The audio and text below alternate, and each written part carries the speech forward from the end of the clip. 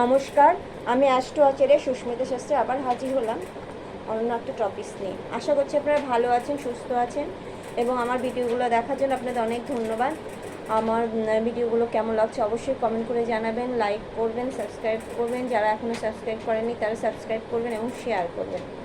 আমি আজকে আলোচনা করব রাহুর মহাদশা চলাকালীন জাতক জাতিকাদের কেমন যেতে পারে। রাহু যাদের শুভ পজিশনে আছে তাদের রাহুর দশা চলাকালীন তাদের ভালো হবে, এবং যাদের রাহু অশুভ পজিশনে আছে তাদের রাহুর দশাকালীন খুব একটা ভালো যায় না। রাহু উচ্চস্থ হয় 20-এ, পরাশর ঋষির মতে রাহু উচ্চস্থ 20-এ, এবং রাহুর মূল ত্রিকোণ হচ্ছে মিথুন এবং কর্কট রাশি, আর কন্যা রাশি হচ্ছে রাহুর স্বক্ষেত্র। তো এই ঘরগুলোতে যদি রাহু থাকে, রাহু খুব ভালো ফলই দেয়। আবার লগ্ন থেকে যদি রাহু একাদশে থাকে, শুভ গ্রহের ক্ষেত্রে থাকে এবং তার মিত্র গ্রহের ক্ষেত্রে থাকে, তো ভালো ফল দেয়। এবং যদি রাহু যদি লগ্ন থেকে অষ্টমে কিংবা দ্বাদশে থাকে তখন ফলটা খুব ভালো হয় না, কষ্টপ্রদই হয়। তো আজকে আমি রাহুর শুভ দিকগুলো আলোচনা করব, অশুভ দিকগুলো আলোচনা করব। রাহু যদি লগ্ন থেকে কোণে কিংবা ত্রিকোণে থাকে তাহলে কেমন হতে পারে, ভালোই হবে, খারাপ হবে না।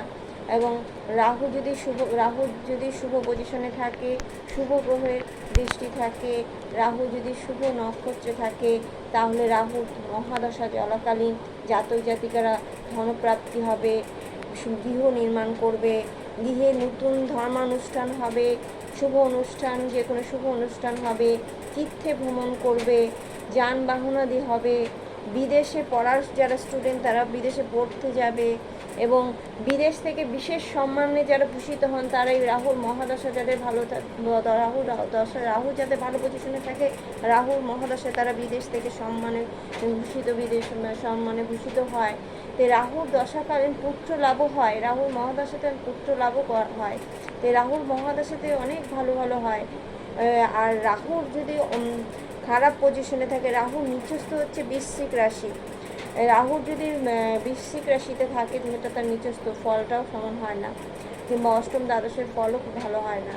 তো এই যখন নিচস্থ থাকবে তখন তাদের ধন হানি হবে, যাদের জমি জমা আছে তাদের ফসল ভালো হবে না, অর্থ কষ্ট হবে, এবং এই সময় তারা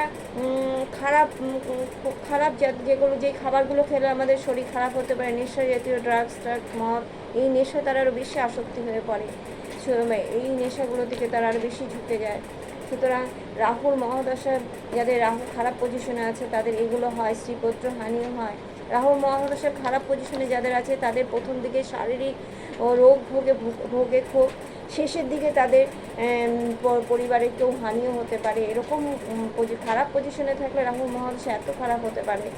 তো রাহুর ভালো দিকগুলো আলোচনা করলাম, খারাপ দিকগুলো আলোচনা করলাম। যে আমরা জন্ম চার্টে, যে লগ্ন চার্টে যে চন্দ্র যে নক্ষত্রে জন্ম হয় সেই নক্ষত্রাধিপতি দিয়ে আমাদের দশা শুরু হয়। তো এইভাবে আমরা দশা দিয়ে এইভাবে বিচারগুলো করি। তো আজকে ভিডিওটা আপনাদের কেমন লাগলো অবশ্যই কমেন্ট করে জানাবেন, এবং কী জানতে চান সেটাও জানাবেন। নমস্কার।